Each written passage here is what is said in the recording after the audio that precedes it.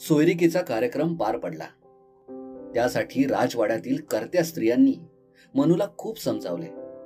तिने भडक लाल रंगाची रेशमी पैठणी परिधान केली होती. स्वर्णाचे आभूषण आणि माणिक मोत्यांचे हार गळ्यात, कानात घातलेली मनू दुर्गा मातेप्रमाणे प्रखर तेजानं तळपत होती. मनूच्या अंगावरचे सर्व दागदागिने श्रीमंत बाजीराव पेशव्यांनी दिले होते, जे त्यांनी कधीच परत घेतले नाहीत. लग्नाच्या अटी ठरवण्यासाठी बैठक बसली. त्यात ठरवले की लग्नाचा सर्व खर्च झाशीचे महाराज सहन करतील. लग्न समारंभ झाशीत साजरा होईल. मनूच्या लग्नानंतर मोरोपंतांनी कायमचे झाशीलाच वास्तव्य करावे. त्यांची गणना झाशीच्या ज्येष्ठ सरदारांमध्ये करण्यात येईल. विद्वान ब्राह्मणांच्या सल्ल्याने विवाहाचा शुभमुहूर्त काढला गेला. दोन्ही पक्षांना तो मान्य झाला. झाशीहून आलेल्या मंडळींनी श्रीमंतांचा निरोप घेतला. ते झाशीला परतले. त्या काळी झाशीत विविध प्रकारचे लोक होते. महाराष्ट्रीयन ब्राह्मणांची 300 घरं होती. प्रख्यात लोकांपैकी काही शृंगार रसात अखंड बुडालेले होते. वेश्या, गायिका, नर्तकी यांचा बोलबाला होता. मोतीबाई नावाची गंगाधररावांची खास आवडती आणि लाडकी नर्तकी होती. नाटकातल्या कोणत्याही पात्राचा अभिनय ती अचूक तसेच हुबेहूब करायची. राजाला नाटकाचा खूप नाद होता. सोबतीला खुदाबक्ष, दिवाण रघुनाथ सिंह, राव दुल्लाजू, दिवाण जवाहर सिंग वगैरे तरुण मंडळी असायची. एकदा मोतीबाई रत्नावलीची भूमिका करत असताना खुदाबक्षने तिची वाहवा केली. राजाला ते आवडले नाही. त्यांनी त्याला दरबारी राजकारणातून बडतर्फ केले. एवढ्यावरच न थांबता त्यांनी भर सभेत जाहीर केले, यापुढे खुदाबक्ष झाशी शहरात कधीच दिसायला नको. दिसला तर त्याच्या अंगावरचे सर्व कपडे उतरवून चापकाने त्याचे शरीर फोडून काढले जाईल. त्याच दिवशी खुदाबक्ष अदृश्य झाला. दुर्गा लावणीवाली नावाची एक सुंदर वेश्या होती. सुरेल स्वराची गायिका आणि विलक्षण चापल्यांची नर्तिका. तिलाही दरबारात प्रतिष्ठा होती. झाशीची मंडळी विठूरहून परतून झाशीला पोहोचली. यथावकाश मोरोपंत मनूला घेऊन झाशीला हजर झाले. लग्नाचा मुहूर्त आधीच काढला गेला होता. थोडेसेच दिवस राहिले होते. झाशीत मोरोपंतांची आणि त्यांच्या सोबतच्या लोकांची थांबण्याची खास व्यवस्था आधीपासूनच करून ठेवण्यात आली होती. मोठ्या धूमधडाक्यात लग्नाची तयारी सुरू झाली. प्रत्यक्ष राजाचेच लग्न, त्यामुळे कशाचाच तुटवडा नव्हता. नगरात प्रचंड उत्साह आणि हर्ष. सर्व धार्मिक विधी पार पडले. एकाएकी मनूसमोर एक साधारणपणे 15-16 वर्षे वयाची मराठी तरुणी येऊन उभी राहिली. गोड, हसतमुख आणि प्रसन्न चेहरा. प्रणाम स्वीकारावा महाराणी साहेब. ती म्हणाली, कोण ग तू? मनूने आपुलकीने विचारले. आपली दासी सरकार. माझे नाव सुंदर. सुंदर? तू नावाप्रमाणेच सुंदर आहेस ग. महाराणी सरकार. दासी लाजून उद्गारली. काही काम होते? मनूने विचारले. सरकार, काम तर आपण आम्हाला सांगायचं. आम्ही 16 जणी आपल्या दासी असून अष्टोप्रहर आपली सेवा करायला तत्पर आहोत. सुंदर म्हणाली. मला तुझ्याशी बरेच बोलायचे. नंतर निवांत भेट. इसवी सन 1848. मनूचे वय होते 13 वर्षे. अतिशय धामधुमीत मनूचे राजे गंगाधररावांशी लग्न लावले. या लग्न प्रसंगी पेशव्यांचा विठूरचा राजवाडाही विद्युत रोषणाई करून सजवला गेला. मनूने सन्मानपूर्वक झाशीच्या राजवाड्यात पाय ठेवला. मनू म्हणून नाही, तर झाशीच्या राजघराण्याची भाग्यलक्ष्मी ह्या नात्यानं, लक्ष्मीबाई म्हणून. पुढे सर्वत्र आणि इतिहासात देखील हेच नाव प्रचलित झाले.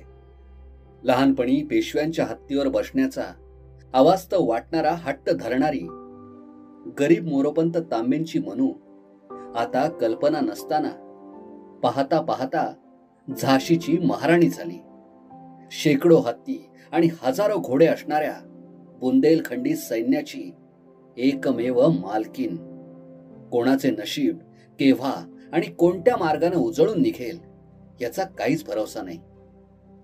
लक्ष्मीबाईने वधूच्या वेशात झाशीच्या राजमहालात पाय ठेवताच महाराणी, आमची महाराणी असे म्हणत अनेक तरुण पोरी तिच्या भोवती घोळका करून उभ्या राहिल्या. सडसडीत बांध्याची, साधारण सावळ्या रंगाची, किंचित लांबट चेहऱ्याची, टपोरे डोळे, तरतरीत नाक, भव्य कपाळपाटी असलेली सुंदरही त्याच घोळक्यात होती. सुंदर खेरीज बाकी सर्वजणी आपापली ओळख करून द्या, लक्ष्मीबाई म्हणाल्या. सर्वांनी स्वतःची नावे सांगितली, ओळख करून दिली. शेवटी त्या म्हणाल्या, महाराणीजी, आम्ही सर्वजणी आपल्या दासी आहोत. नाही, लक्ष्मीबाई निश्चयपूर्वक उद्गारल्या. यापुढे येथे कोणीही दासी नसेल. तुम्ही सर्वजणी माझ्या मैत्रिणी असाल, लक्षात ठेवा. त्यातील एकीचे नाव मुंदर होते, एकीचे काशी. इतरात त्या जरा वेगळ्या अशाच भासत होत्या.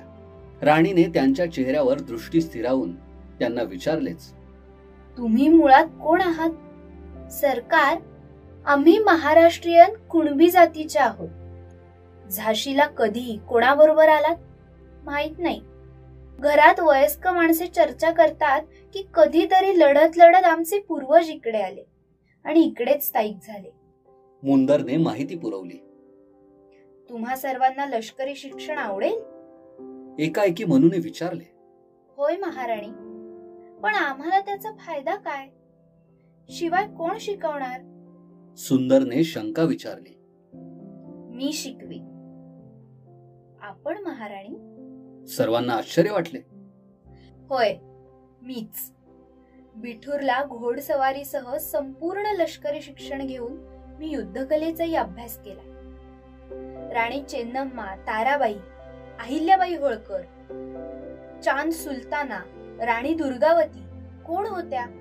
स्त्रियाच ना. मग आपण स्वतःला कमजोर का राहू द्यावे? सर्वजणी कुतूहलपूर्ण अशा दृष्टीनं कधी परस्परांकडे तर कधी त्यांच्या राणीकडे पाहत होत्या.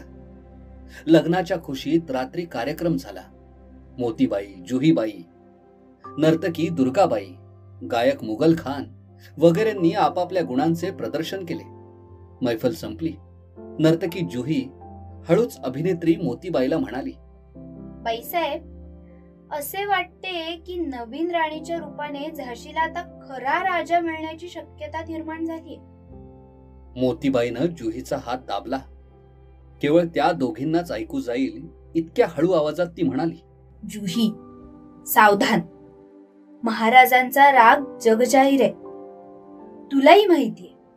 त्यांनी ऐकले तर तुझा शिरच्छेद करून तुझे डोके ते कोल्ह्या कुत्र्यांपुढे फेकून देतील. जुहीचे सर्वांग शहारले. ती हळूच म्हणाली, बाईसाहेब, आपण म्हणून मी आपल्याजवळ बोलले. आपण कोणाला सांगणार नाही याची खात्री आहे. राजा राणीच्या हाताने बक्षीस वाटप झाले. मनूचे जीवन पार बदलून गेले. विठूरच्या राजवाड्यातील तिचा अल्लडपणा लोप पावला. ती एका राजाची लाडकी राणी झाली.